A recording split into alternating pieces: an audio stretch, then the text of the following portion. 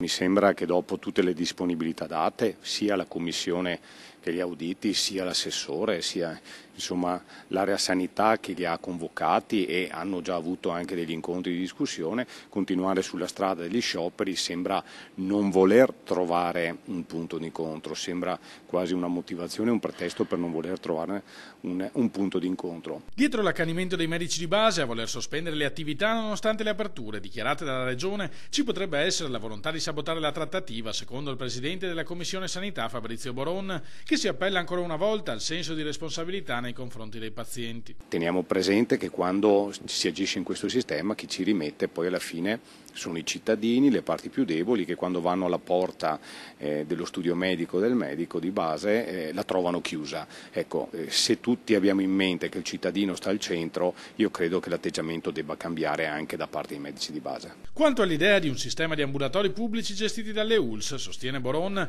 una sanità di eccellenza come quella veneta fornirebbe un modello di confronto ai costi e alla qualità del servizio degli attuali medici di base, che ricordiamo sono liberi professionisti. La Regione insomma ha l'autorità per poterlo fare. Qualora ci fosse la disponibilità nelle ULSS a mettere a disposizione dei medici, qualora non ce ne fosse la disponibilità ma si dovesse assumere del nuovo personale, ha tutta l'autorità per fare dei bandi e assumerli.